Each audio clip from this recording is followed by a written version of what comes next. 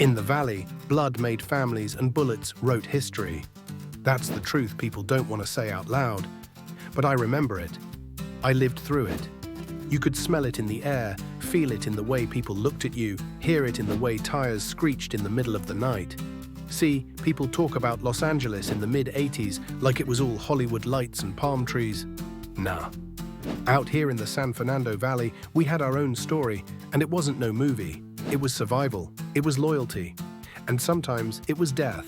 This is the story of my people, the Pakoma Vanise Boys, PVNBS, or like the streets called us, the Noms. I'm not here to glorify it, I'm here to tell it, raw, how it really went down. The beginning, I remember, when the valley felt different. Before the bullets, before the paranoia, before the cops started breathing down our necks like wolves. Back in '84, it was just a group of young dudes looking for respect. That's all it really was. We were kids, man. Kids with big dreams, small pockets, and a hunger to be seen. Names like Yogi, Taco, Casper, Gato, Pei. Those were the first ones, the core. We weren't thinking about empires yet. We were thinking about the block, the housing complex on the 2700 block of Venice Boulevard. That was home. That was everything. People outside don't get it. They think a gang is just about violence. But nah, at the start it was about belonging. Having people that had your back when the world didn't give a damn about you. And trust me, the world didn't give a damn about kids from Pacoima. We threw parties, we cruised, we fought when we had to. But it wasn't yet the war it would become. Then the crack era hit. And that changed everything, the revolution. The late 80s, man, that was a different kind of storm. Crack wasn't just drugs. It was like a bomb dropped on the streets. And for us, it was a revolution. See, Pei, one of ours, he had connections, real ones. Family ties to Mexico. The kind of ties you don't brag about, but you use when the time is right. Next thing we knew, Pei wasn't just another homie. He was the hood connect, the plug. And suddenly, PVNBS wasn't just some local crew trying to flex on the block. We were running the valley. I'm talking hundreds of thousands flowing in. Cash in pockets of 14, 15, 16-year-olds. Jewelry, cars, women. Imagine being that young and holding more money than your parents ever saw in their lives. It was intoxicating. We felt untouchable. But in this game, the higher you climb, the bigger the target on your back. The double-edged sword. Pei's success. It made us kings. But kings attract enemies. I remember the whispers. People saying higher-ups wanted to tax Pei. You know what that means. You get too big, someone bigger wants a cut. And Pei, he wasn't the type to bow. That refusal cost him. Not at the hands of cops, not in some random raid. Nah. His downfall came from inside the same networks that built him up. One day, he was the man feeding the whole crew. Next, he was gone, snatched by the very game that made him. And when he fell, PVNBS earned a new kind of reputation. Infamy, the murder that shook the valley. I'll never forget February 3rd, 1990. That date burned itself into my memory like fire.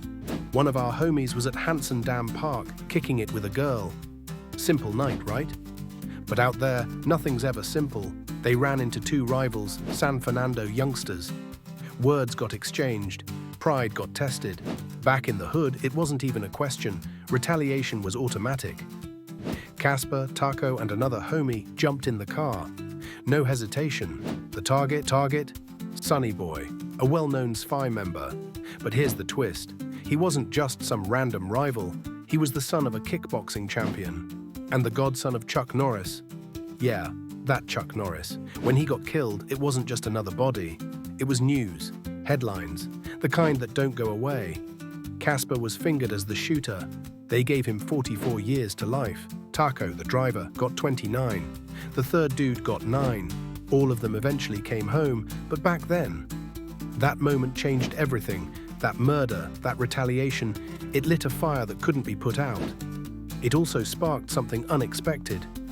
The peace movement Sonny Boy's father, broken but strong, teamed up with a former Mexican mafia member named Big D. Together, they pushed for peace. Now people looked at it sideways. Was it really peace, or just another way for the ones locked up to control the flow of money and power on the outside? I'll be real with you. A lot of us didn't trust it, and yet, it planted seeds. The truth is, nobody wins forever in this game. Violence eats you from the inside out. Even when you're laughing, partying, cruising down Laurel Canyon with hundreds of cars deep, it's always there. That ticking clock. The hoodlums. As time passed, the original homies got older. Some fell, some faded, some just grew tired. But the streets, they don't rest. A new clique came up, the hoodlums.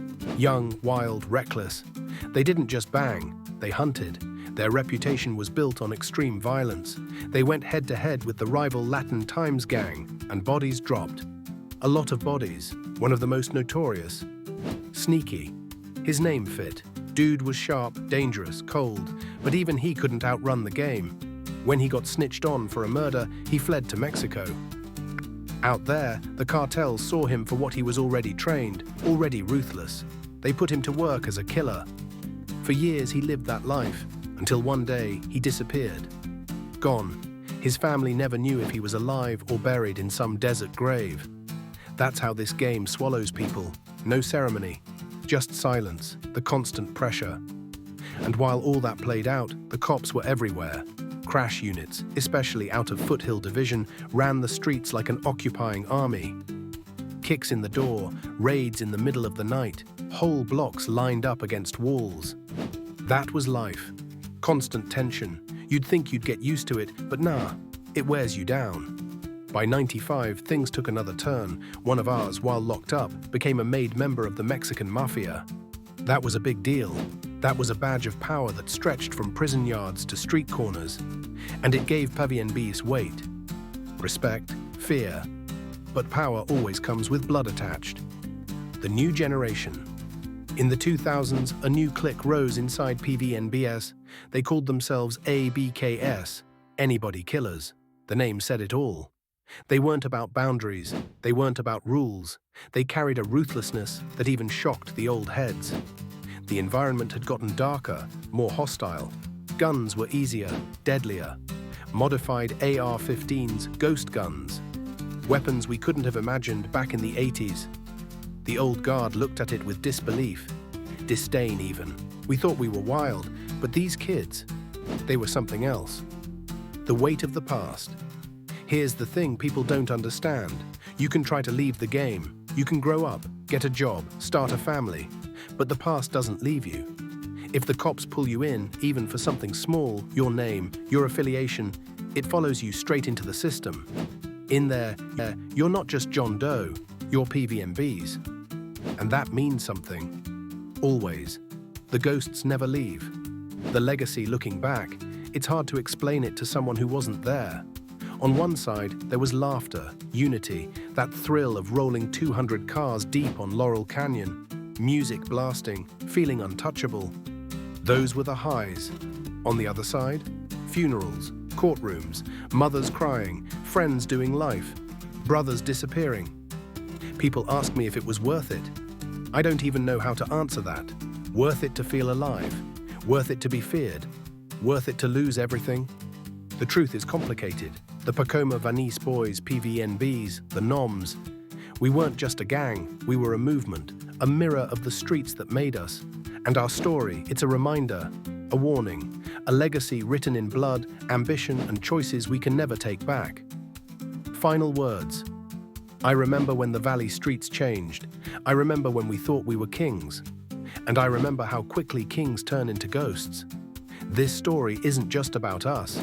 It's about every kid out there thinking the streets will give them everything. Yeah, it'll give you something. But it'll take more than you ever imagined. Because in the valley, blood made families. But bullets wrote history.